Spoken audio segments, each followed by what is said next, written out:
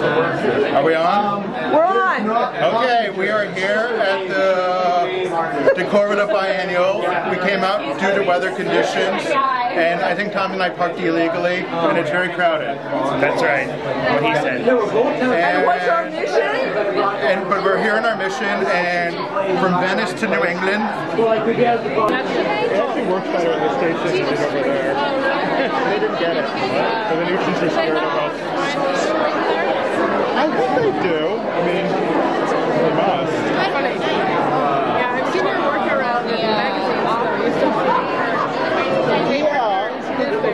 Hey, hello, this is Camilo Alvarez, local mover and shaker in the art world. Camilo, Hey, what determines who gets into an exhibit like this? that's a great question. It should be about the work, but sometimes it's about the politics, right? What do you mean politics? It means who you know, what you know, So how do you get what to you know do for other people. So what do you mean in terms of I what guess, you do? I mean, that's a great question. You just have to put yourself out there. Go to a lot of openings, go invite yourself to people's houses, go to a lot of gallery shows, you know. How do you think the artist would answer that? They'd probably say something similar. Yeah. So last question, Camilo. Thank you for taking time to answer our questions. Who are you wearing tonight? North Face? North Face? I have no idea. I'm all about the comfort. I think I have a Brooks Brothers polo shirt on. I love the bison. Yeah. I think that's pretty much it. I don't know who else I'm wearing. How does it feel to be an art rock star? I don't know if I'm an art rock star, but it's fun. A lot of people in town know me, but they haven't seen my work, and so for me, it's been really fun. People to get to see something. So. And final question, who are you wearing? I don't know. Levi's, little shirt, vintage Italian shoes. I don't know. Okay. I don't know anything about art. So how do you think someone gets into an exhibit like this? What determines who gets into these things? We're just bartenders. We don't know what goes on with the art museum. How does it feel to be an art rock star? Just another day. Is that one of the questions? Yes. Yes, it is. That's one of the questions. That's a little art rock star there. I don't actually know how to answer that. I'm really happy to be in this When the maintenance show. person asks you to go home. And Eric, what's the last question? Who are you wearing? What's her name?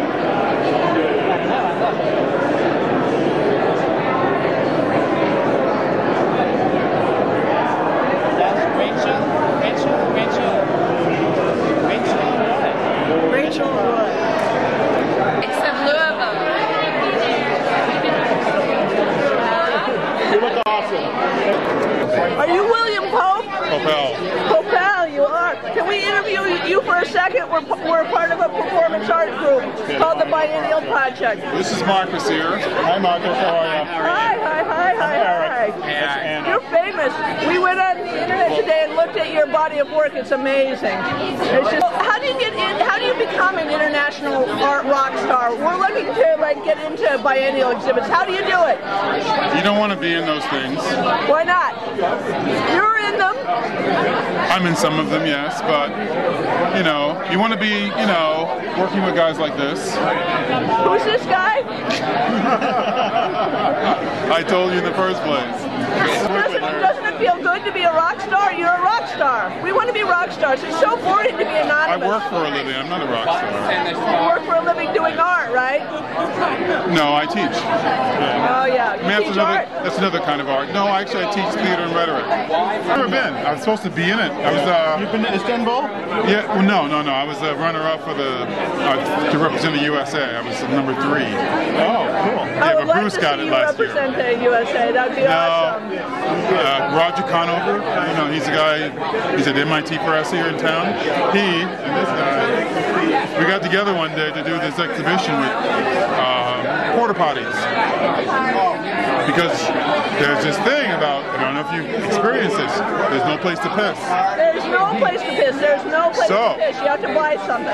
We figured we'll fill the American pavilion with porta potties. A public service.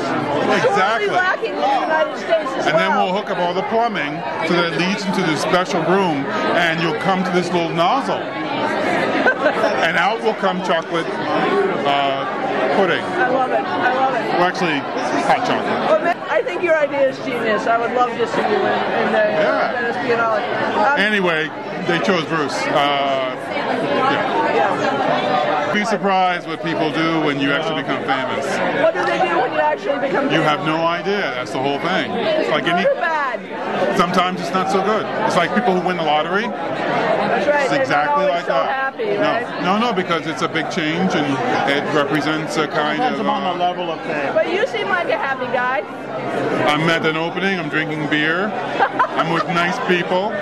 But there are, this is not. If it was New York, it'd be different. When you became more famous, did it improve your life? No. No? No. Financially, maybe. Maybe. But financially is a pretty big category, isn't it? It's according to how you see your wealth. You feel the stress of doing more, achieving. Yeah. I do less projects than I used to, but they're much, much more complicated. Why more complicated? Because each one is larger, you're dealing with more people, that means more phone calls. But isn't that cool to be able to be doing what's That's what we're told. You? We're told it's supposed to be that. But if you've been on the phone a lot, you know it's not cool at all. What would happen if you went back to creating what made you happy?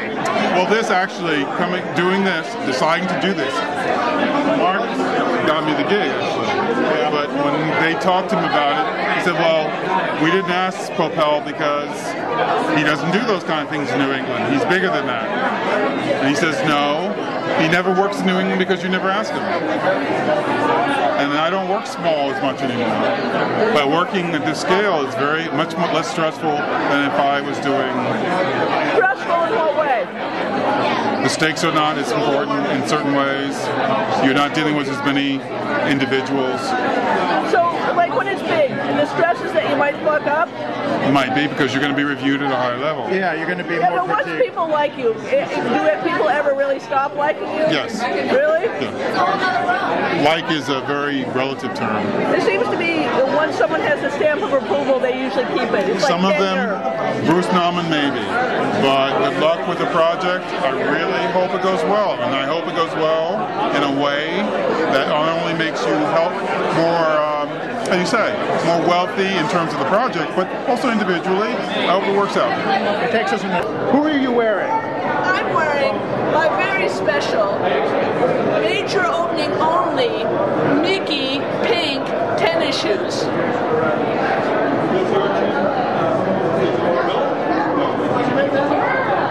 Okay, do the walk. Are you serious? And this too? Yeah. That's it? Okay. Eric, who are you wearing?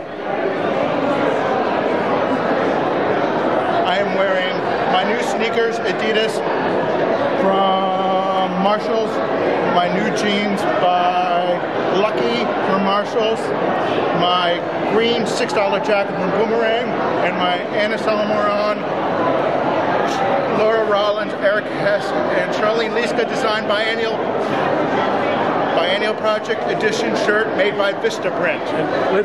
How would you sum up the lessons of the Decordova Biennial 2010? You know, before I sum it up, I don't know how to get one of these drinks. Do you think they sponsored the event?